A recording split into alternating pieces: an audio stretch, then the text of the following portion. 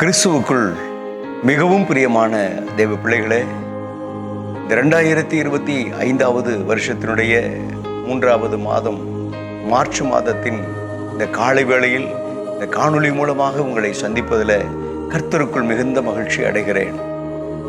இந்த மாதத்திற்கென்று கர்த்தர் தந்திருக்கிற வாக்குத்தத்த வசனத்தை வாசித்து தியானித்து அதில் இருக்கக்கூடிய ஆசீர்வாதங்களை நீங்கள் பெற்றுக்கொள்ள வேண்டும் என்று சொல்லி ஜெபத்தோடு கூட இந்த வார்த்தைகளை நான் உங்கள் மத்தியில் சொல்ல விரும்புகிறேன்.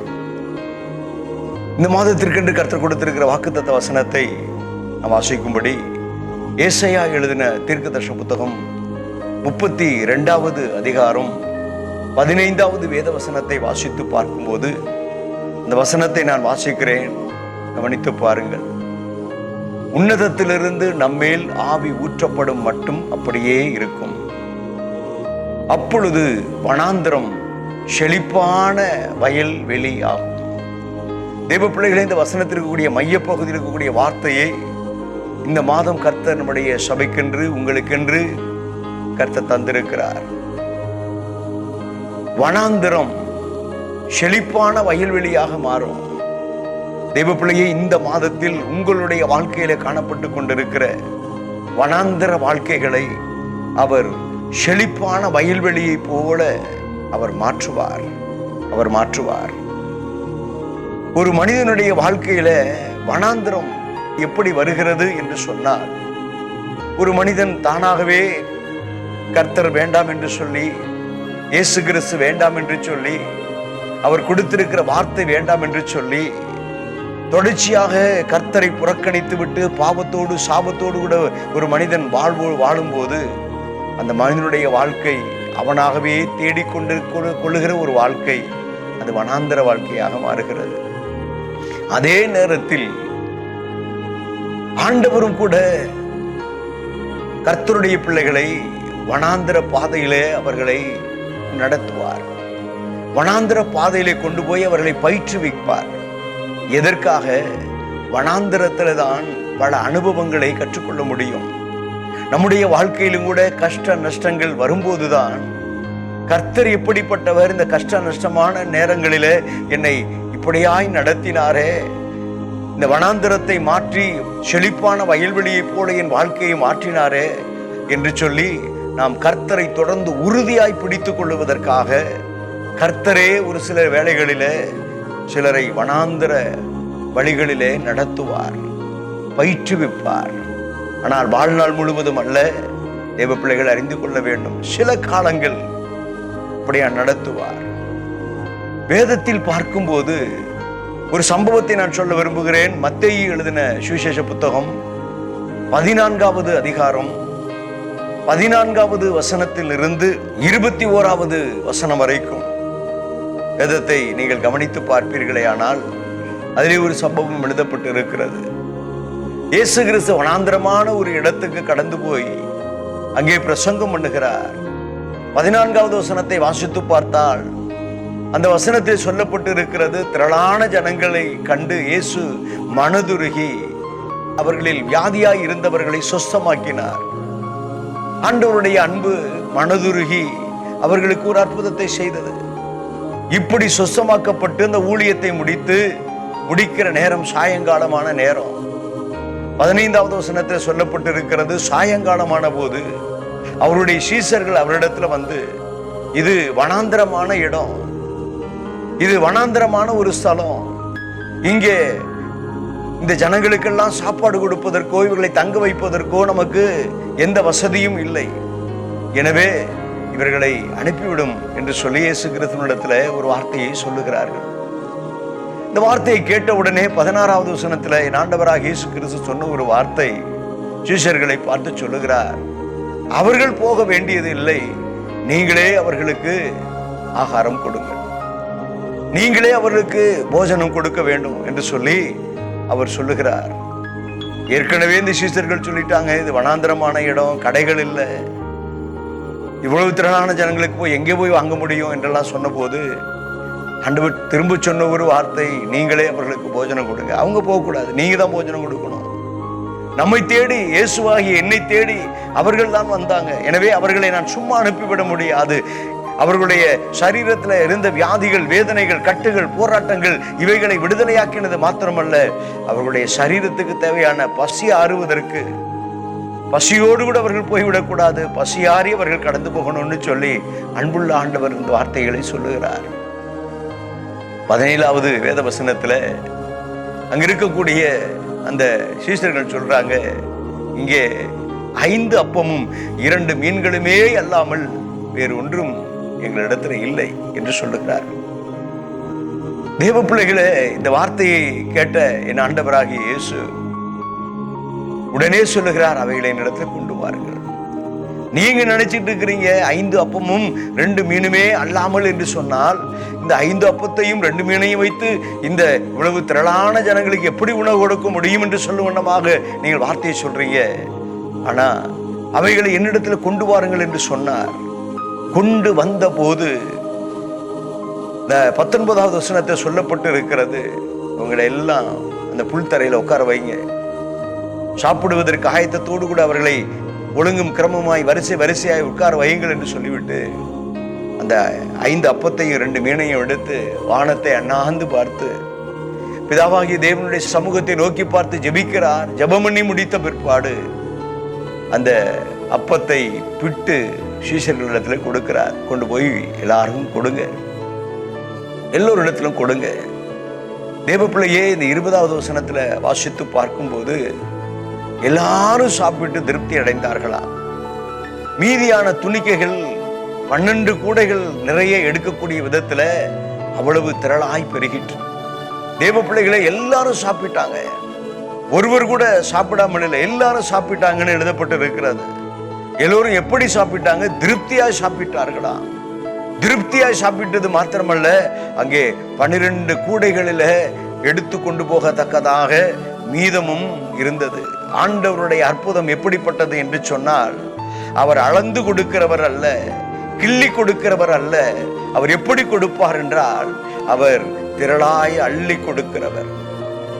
தேவ பிள்ளையே, இந்த நாளிலும் இந்த வார்த்தைகளை நான் உங்கள் மத்தியில் சொல்லிக் கொண்டிருக்கக்கூடியதான நேரத்தில் அடுத்த வசனத்தில் சொல்லப்பட்டு இருக்கிறது. 21வது வசனத்துல, ஸ்திரீகளும் பிள்ளைகளும் தவிர சாப்பிட்ட புருஷர்கள் 5000 பேர் ஆயிருந்தாங்களாம். அப்ப ஸ்திரீகளையும் ஒரு குடும்பத்துக்கு 2 பேர் என்று சொல்லி கணக்கு வைத்துக் கொண்டால் கூட 20,000க்கு மேலாக அங்கே ஜனங்கள் சாப்பிட்டு இருந்திருக்க கூடும். தேவ பிள்ளைகளே, கர்த்தர் இந்த மாதத்திலும் கூட உங்களுடைய வாழ்க்கையில் காணப்பட்டு கொண்டிருக்கிற வனாந்தரத்தை அவர் செழிப்பான வயல்வெளியாக மாற்றுவார். என்னுடைய வாழ்க்கையில 1989வது வருஷம் ஒரு வனாந்தரம். என்ன செய்வது என்று சொல்லி தெரியவில்லை. என்னுடைய சொந்த ஊரை விட்டு என்னுடைய நண்பன் ஒருவன் எனக்கு 100 ரூபாயை கையில கொடுத்து சென்னைக்கு அழைத்து கொண்டு வந்து என்னுடைய தங்கையின் வீட்டில் விட்டுவிட்டு அவன் கடந்து போனான். கஷ்டம். அந்த நாட்களில் எதிர்காலத்தை குறித்து ஒரு பெரிய கேள்வி. என் எதிர்காலம் எப்படி ஆகும்? என்னுடைய திருமணம் நடக்குமா? ஏனென்றால் உறவுகள், சொந்தங்கள் எல்லாரும் புறக்கணித்து விட்டார்கள். இவன் வெறுமையானவன், இவனிடத்தில் ஒன்றும் இல்லை என்று சொல்லி புறக்கணித்து விட்டார்கள். என்னுடைய வாழ்க்கையே ஒரு வனாந்தரத்தை போல இருந்தது. மே மாதம் 14ஆம் தேதி 1989வது வருஷம் என் ஆண்டவராக இயேசு கிறிஸ்துவை சொந்த இரட்சகராக ஏற்றுக்கொண்டேன். அந்த நாள் முதல் துவங்கி என்னுடைய வாழ்க்கையில செழிப்பான வயல்வெளியாய் மாற்றுகிற என் ஆண்டவராகிய இயேசு கிறிஸ்து படிப்படியாய் என்னை உயர்த்தினார். ஒரே நாளில என் உள்ளத்துக்குள்ளே காணப்பட்ட கலக்கங்கள் மாறினது, எதிர்கால பயங்கள் மாறினது. கர்த்தர் என்னை நடத்துவார். இப்பொழுது இருக்கக்கூடிய இந்த வனாந்தரம் இது நிரந்தரமானது அல்ல, இது தற்காலிகமானது. என் ஆண்டவரினுடைய வாழ்க்கையை செழிப்பான வயல்வெளியை போல மாற்றுவார் என்கிற ஒரு நம்பிக்கையோடு கூட அன்றைக்கு இந்த பரிசுத்த வேதாகமத்தை நான் கரங்களிலே எடுத்தேன். இதை வாசித்தேன், இதை தியானித்தேன், இதன்படி நடப்பதற்கு என்னை ஒப்பு கொடுத்தேன். என்னுடைய வாழ்க்கையில எல்லாவற்றையும் என் ஆண்டவராக இயேசு மாற்றினார். நல்ல ஒரு வேலையை கொடுத்தார், நல்ல ஒரு குடும்பத்தை கொடுத்தார், நல்ல ஒரு பிள்ளை செல்வங்களை கொடுத்தார். பிள்ளைகளுடைய பிள்ளைகளையும் பேர பிள்ளைகள் 4 பிள்ளைகளை காண்பதற்கு கர்த்தர் கிருபை கொடுத்தார். தேவ பிள்ளைகளே, இந்த நாளிலும் இந்த காலை வேளையிலும் ஒருவேளை என்னுடைய வாழ்க்கையில வனாந்திரம் இருக்கிறது என்று சொல்லி இந்த காணொளியை பார்த்து கொண்டிருக்கிற தேவ பிள்ளையே, ஒருவேளை உன்னுடைய வாழ்க்கையில வியாதி என்கிற வனாந்திரத்தின் வழியாய் கடந்து போகிறாயோ, கடன் பாரம் என்கிற வனாந்திர வழியாய் நீ கடந்து போய் கொண்டிருக்கிறாயோ, பண நெருக்கடி என்று சொல்லக்கூடிய அப்படிப்பட்ட வனாந்திரத்துக்குள்ளே நீ கடந்து போய் கொண்டிருக்கிறாயோ, என் குடும்பமே சமாதானம் இல்லாமல் ஒரு வனாந்திரத்தை போல இருக்கிறது, நிம்மதி இல்லை, நிம்மதியாக என் வீட்டில் இருக்க முடியவில்லை என்று சொல்லி உன்னுடைய குடும்பமே ஒரு வனாந்திரத்தை போல் இருக்கிறது என்று சொல்லி நினைத்துக் கொண்டிருக்கிறாயோ, எதிர்கால காரியங்களை குறித்த பயமும் கலக்கமும் உன்னுடைய இருதயத்தை கலங்க பண்ணி கொண்டிருக்கிறதோ, இந்த வனாந்திர வாழ்க்கை எப்பொழுது மாறும், இந்த வனாந்திர வாழ்க்கையை எப்படி நான் மாற்றிக்கொள்ள முடியும் என்று சொல்லி யோசிக்கிற சகோதரனே சகோதரியே, உனக்கு ஒரு நற்செய்தியை சொல்லுகிறேன். என்னுடைய வாழ்க்கையில காணப்பட்ட அந்த வனாந்திர வாழ்க்கையை மாற்றின என் ஆண்டவராகிய இயேசு உன்னுடைய வாழ்க்கையிலேயும் கூட வனாந்திர வாழ்க்கையை மாற்றுவார், வனாந்திர வாழ்க்கையை மாற்றுவார். 100 ரூபாயை எடுத்துக்கொண்டு சென்னைக்கு வந்தேன். தேவ பிள்ளையை, என்னை கர்த்தர் சந்தித்து என்னை ரட்சித்து எனக்கு ஒரு நல்ல ஊழியத்தை கொடுத்து இந்த சபைக்கு என்னை போதகனாக ஊழியக்காரனாக வைத்திருக்கிறார். இதை நினைத்து நான் கர்த்தருக்குள்ளே சந்தோஷப்படுகிறேன். என்னுடைய வாழ்க்கையை, வனாந்திர வாழ்க்கையை செழிப்பான வயல்வெளியை போல மாற்றினவர், என்னுடைய தரித்திரங்களை மாற்றினவர், என்னுடைய வியாதிகளை மாற்றினவர், என்னுடைய கலக்கங்களை பயங்களை மாற்றினவர் இன்றைக்கு உன்னுடைய வாழ்க்கையில காணப்பட்டு கொண்டிருக்கிற வனாந்திரங்களை மாற்ற மாட்டாரோ? நிச்சயம் மாற்றுவார். நீ செய்ய வேண்டியது என்ன? இந்த 14வது வசனத்தை வாசித்து பார்த்தால் இந்த வசனத்தில் சொல்லப்பட்டு இருக்கிறது, திரளான ஜனங்கள் இயேசுவை தேடி வந்திருக்காங்க, இயேசு கிறிஸ்துவை தேடி வந்திருக்கிறாங்க. இயேசு கிறிஸ்துவை தேடி அவர்கள் வந்ததின் நிமித்தமாக அந்த திரளான ஜனங்கள் மேல் கர்த்தர் மனதுருகினார், வியாதியஸ்தர்களை குணமாக்கினார், அவருடைய வாழ்க்கையில காணப்பட்ட வனாந்தரங்களை மாற்றினார். இன்றைக்கும் சகோதரனே சகோதரியே, இந்த இயேசுவை உன் உள்ளத்துக்குள்ளே நீ சொந்த இரட்சகராக ஏற்றுக்கொள்ளுவாயே ஆனால் உன்னுடைய வாழ்க்கையில காணப்பட்டு கொண்டிருக்கிற எல்லா வனாந்தரங்களையும் மாற்றுகிற இயேசு இன்றைக்கே உன்னுடைய வாழ்க்கையில செழிப்பான வயல்வெளியை போல உன்னுடைய வாழ்க்கையை மாற்றுவார். என் வாழ்க்கையில காணப்பட்ட வனாந்தரத்தை செழிப்பான வயல்வெளியை போல மாற்றினவர் உன்னுடைய வாழ்க்கையிலையும் மாற்றுவார் என்கிற நம்பிக்கையோடு கூட என்னோடு கூட இணைந்து அந்த இயேசு ராஜாவை நோக்கி பாருங்க. கர்த்தர் இந்த காலை வேளையிலும் கூட உங்களுக்கு ஒரு அற்புதத்தை நிச்சயமாய் செய்தருளுவார். கிருபையும் இரக்கமும் மகா பரிசுத்தம் நிறைந்த நல்ல தகப்பனே, ஆசீர்வதிக்கப்பட்ட நல்ல அருமையான காலை வேளையிலும் அன்பு பிள்ளைகளை உடைய கரத்துல ஒப்பு கொடுக்கிறேனப்பா. எத்தனை பிள்ளைகள் தன்னுடைய வாழ்க்கையில வனாந்திரம், வியாதி என்கிற வனாந்திரம், கடன் பாரம் என்கிற வனாந்திரம், ஆண்டவரே பண நெருக்கடி என்கிற வனாந்திரம், குடும்பத்திலே சமாதானம் இல்லை என்கிற வனாந்திரம், எதிர்கால பயம், எதிர்கால கலக்கம், இவைகளை குறித்த வனாந்திரம், வேலை இல்லையே என்று சொல்லக்கூடிய அப்படிப்பட்ட நிலையில இருக்கக்கூடிய வனாந்திரம், வேலையை இழந்து நிற்கிற பிள்ளைகள் என்னுடைய வாழ்க்கை வனாந்திரத்தை போல இருக்கிறது என்று சொல்லி எல்லாம் உடைய பிள்ளைகள் நிற்கிறார்களே. கர்த்ததாமே உடைய பிள்ளைகளுக்கு மனதுருகி மனம் இறங்கி ஒரு அற்புதத்தை என் ஆண்டவர் செய்தருளுங்கப்பா. உம்முடைய கிருபையின் கரம் இந்த அன்பு பிள்ளைகளை தொடட்டும் சுவாமி. ஒரு விசை ஆண்டவரே உடைய காயப்பட்ட கரம் உடைய பிள்ளைகள் மேல் அமரட்டும். வியாதிகள் இயேசுவின் நாமத்தினாலே குணம் ஆகட்டும். ஓ தரித்திரங்கள் இயேசுவின் நாமத்தினாலே உடைய பிள்ளைகளுடைய வாழ்க்கையை விட்டு வெளியேறட்டும். கடன் பாரங்கள் உடைய பிள்ளைகளுடைய வாழ்க்கையை விட்டு அகன்று போவதாக சொல்லி ஜெபிக்கிறேன்.